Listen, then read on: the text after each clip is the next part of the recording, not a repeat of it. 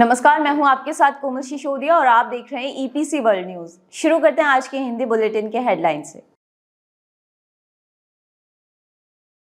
Infra market ने FY23 में 11,886 करोड़ का सकल राजस्व किया अर्जित। निर्यात को बढ़ावा देने के लिए उच्च पूंजीगत व्यय, रेल, गलियारे, समुद्री भोजन पर किया ध्यान केंद्रित। गुजरात ने कनेक्टिविटी को बढ़ावा देने के लिए 3 नए हवाई अड्डों की योजना का किया खुलासा। IRB इंफ्रा विदेशी बॉन्ड बाजार पर पकड़ बनाने के लिए कर रहा बातचीत। टाटा स्टील दक्षिण पूर्व रेलवे ने टिकाऊ बुनियादी ढांचे विकसित करने के लिए मिलाया हाथ। क्षमता बढ़ाने के लिए विभोर स्टील ट्यूब्स ने ओडिशा में की स्थापना। भारत के बुनियादी ढांचे के पोर्टफोलियो में विविधता लाना हो सकता है गेम चेंजर। ईपीसी कंपनी एटमेट्स को फरवरी में IPO की करेगी घोषणा। सोलर EPC फर्म जेंसॉल ने इक्विटी पूंजी में जुटाए 9 बिलियन। L&T अपने ट्रांसमिशन और वितरण व्यवसाय के लिए करती है ऑर्डर सुरक्षित। कल्पतरू प्रोजेक्ट्स इंटरनेशनल लिमिटेड ने मजबूत वित्तीय प्रदर्शन की दी रिपोर्ट। SJVN को गुजरात में सौर ऊर्जा परियोजना के लिए 1100 करोड़ का मिला ऑर्डर। उत्तर मध्य रेलवे ने खजुराहो रेलवे स्टेशन के उन्नयन के लिए बोलियां की आमंत्रित। केंद्र ने अरुणाचल प्रदेश में सड़क कनेक्टिविटी परियोजनाओं के लिए 3000 करोड़ की आवंटित। लार्सन एंड ट्रूबो ने 75 मेगावाट की फ्लोटिंग सौर परियोजना जीती। L&T को भारत मध्य पूर्व में मिले कई ऑर्डर। हरियाणा सरकार ने भेल को 800 मेगावाट यूनिट के लिए टेंडर किया आवंटित। नए उत्तर प्रदेश का बुनियादी ढांचा कल्याण नए भारत के विकास को कर रहा है शक्ति प्रदान। शुरू करते हैं खबरें विस्तार से। निर्माण सामग्री और सेवा मंच इंफ्रा मार्केट ने पिछले 2 वित्तीय वर्षों के दौरान सकल पैमाने में 9 गुना से अधिक की वृद्धि के साथ अपने विकास पथ को बनाए रखा, जो वित्त वर्ष 2011 में 1240 करोड़ से बढ़कर वित्त वर्ष 2013 में 11,846 करोड़ हो गया। अत्यधिक वृद्धि के बावजूद मुंबई स्थित कंपनी पिछले कई वित्तीय वर्षों से लाभदायक बनी हुई है, जबकि कंपनी का मुनाफा वित्त वर्ष 2013 में लगभग 17% कम हो गया। इंफ्रा मार्केट का सकल राजस्व उक्त वित्त वर्ष में 90% बढ़कर 11,846 करोड़ हो गया, जो वित्त वर्ष 2012 में 6,236 करोड़ था। जैसा कि रजिस्ट्रार ऑफ कंपनीज शो से प्राप्त इसके समेकित वित्तीय विवरण से पता चलता है कि इंफ्रा मार्केट निर्माण सामग्री, बुनियादी ढांचे के सामान और तकनीकी उपकरण बेचता है, जो इसके कुल परिचालन राजस्व का 96% से अधिक है।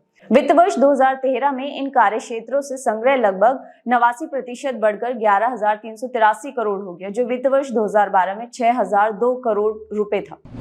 निर्यातकों का कहना है कि अंतरिम बजट में उच्च पूंजीगत व्यय, 3 प्रमुख आर्थिक, रेलवे, गलियारे और समुद्री भोजन निर्यात बढ़ाने के लक्ष्य जैसे उपायों की घोषणा से देश के समग्र आउटबाउंड शिपमेंट को बढ़ावा देने में मदद मिलेगी। सरकार ने जलीय कृषि उत्पादकता को मौजूदा 3 टन से बढ़ाकर 5 टन प्रति हेक्टेयर और 5 एकीकृत एक्वा पार्क स्थापित करके प्रधानमंत्री मत्स्य संपदा योजना के कार्यान्वयन को बढ़ाने का प्रस्ताव दिया है।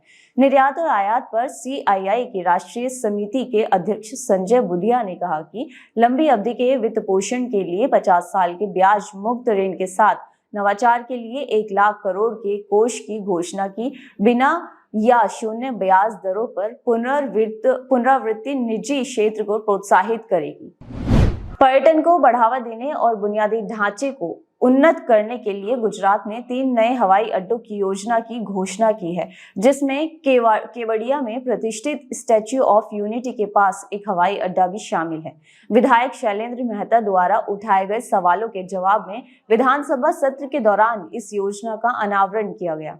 कई हवाई अड्डों के विकास पर प्रधानमंत्री की 2018 की घोषणा के संबंध में प्रश्नों को संबोधित करते हुए अधिकारियों ने केवड़िया से सिर्फ 12 किलोमीटर दूर एक हवाई अड्डे के निर्माण की पुष्टि की है।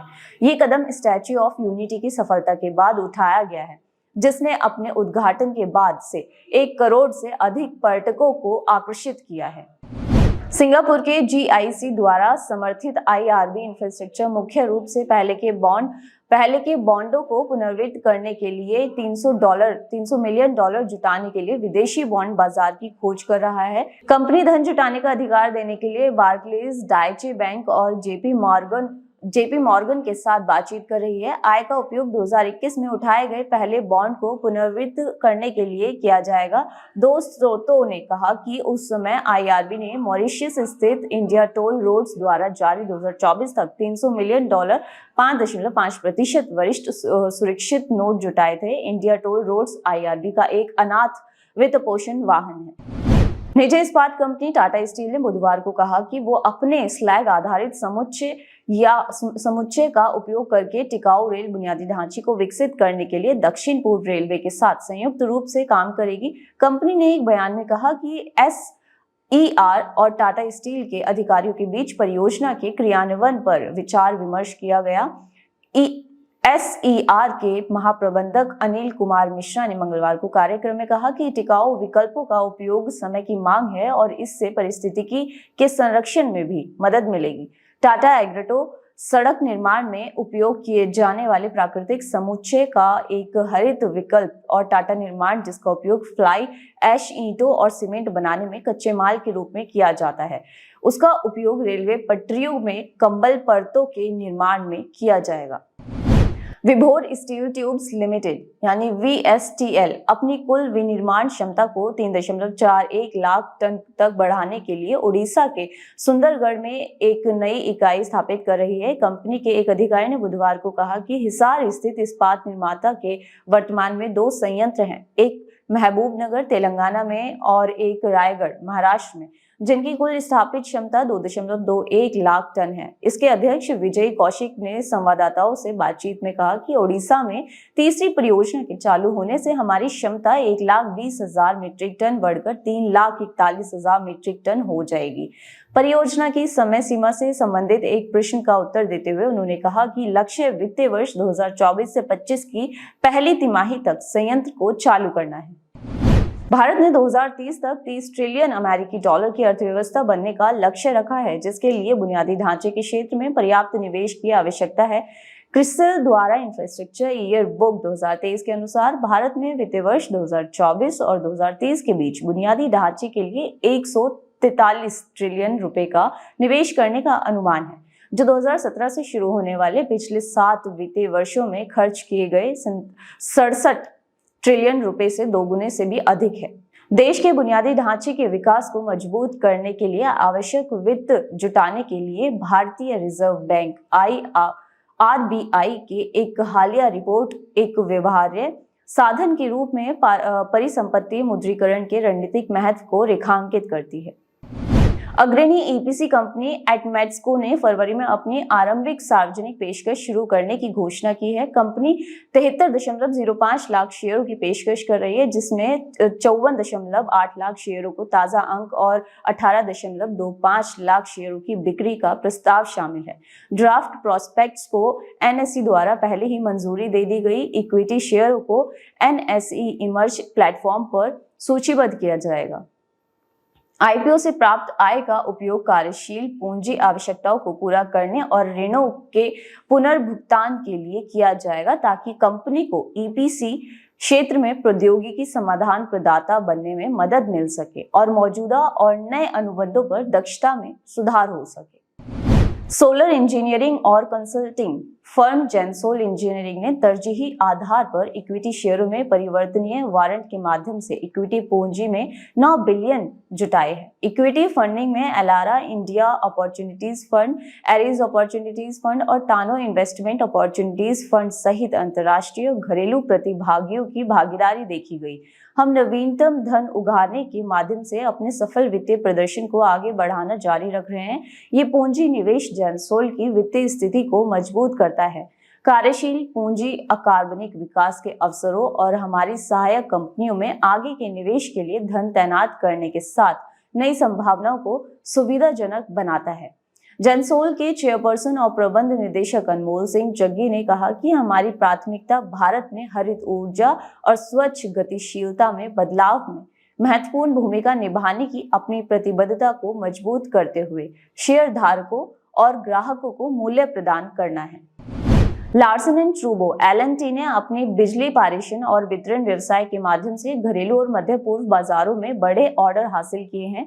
घरेलू बाजार में कंपनी को बांध पर 75 मेगावाट का फ्लोटिंग सोलर फोटोवोल्टिक प्लांट लगाने का ऑर्डर दिया गया है। ये संयंत्र अल्ट्रा मेगा नवीकरणीय ऊर्जा पावर पार्क का हिस्सा है, जिसे झारखंड और पश्चिम बंगाल में दामोदर घाटी निगम जलाशयों पर विकसित किया जा रहा है। सऊदी अरब में LNT को एक सबस्टेशन के टर्नकी निर्माण का ठेका मिला है। व्यवसाय ने कुवैत और सऊदी अरब में हाइड्रोकार्बन कंपनियों से सबस्टेशन और वोल्टेज रूपांतरण ऑर्डर भी जीते हैं। संयुक्त अरब अमीरात में चल रही 220 kV बिजली आपूर्ति परियोजना में एक अतिरिक्त ऑर्डर सुरक्षित किया गया है।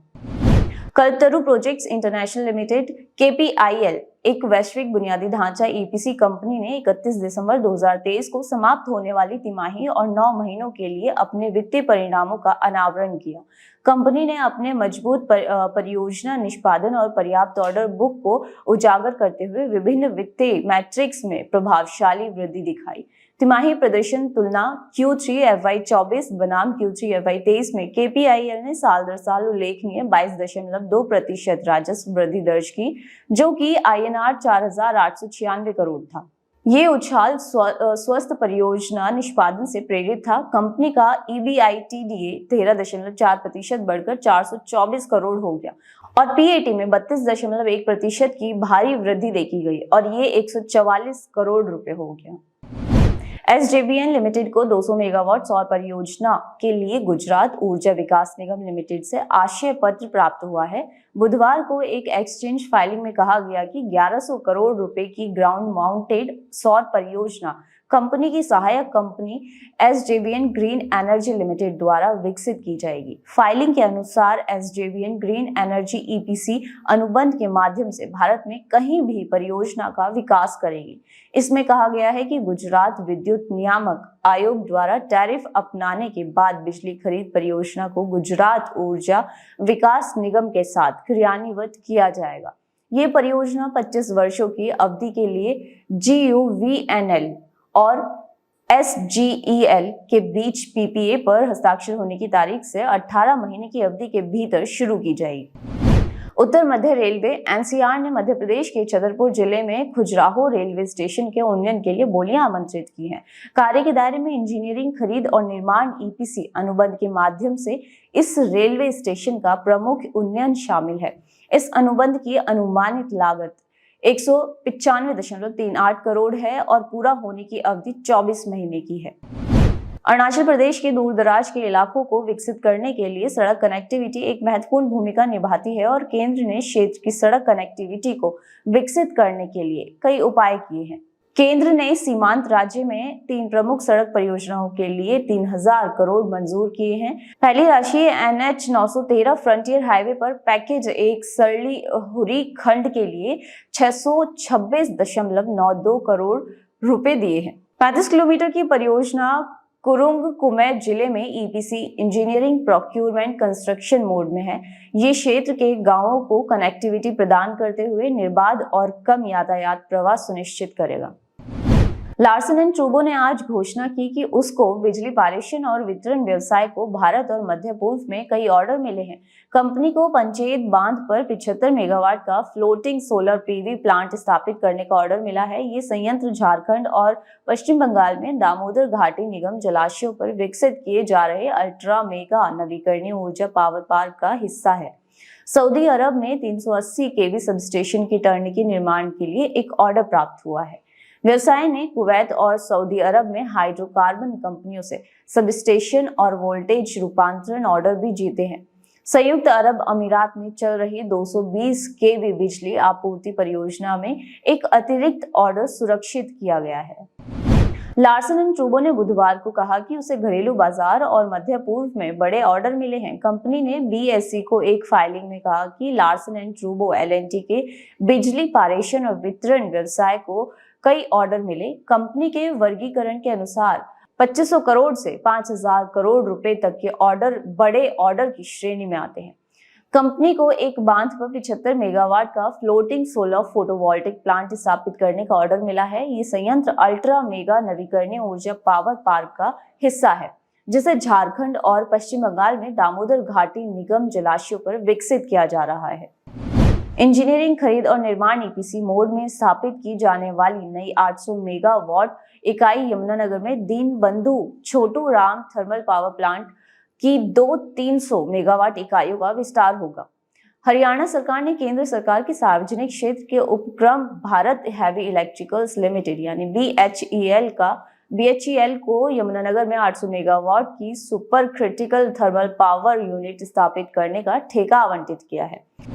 उत्तर प्रदेश के मुख्यमंत्री योगी आदित्यनाथ ने बुनियादी ढांचा परियोजना और जन कल्याण योजनाओं के विकास की घोषणा की, जिससे उत्तर प्रदेश नए भारत के विकास में अग्रणी बन गया है। राज्य का लक्ष्य जल्द ही 21 हवाई अड्डे बनाने का है और बिजली उत्पादन क्षमता, सौर ऊर्जा परियोजनाओं और पर्यटन में वृद्धि देखी गई है। सरकार का ध्यान कानून व्यवस्था सुधारने और आम लोगों के लिए सुरक्षित माहौल बनाने पर भी है। प्रयागराज में 2025 का महाकुंभ 2019 से भी ज्यादा भव्य होने की उम्मीद है। आज की ईपीसी बुलेटिन में फिलहाल इतना ही। तब तक के लिए आप देखते रहिए ईपीसी वर्ल्ड न्यूज। नमस्कार।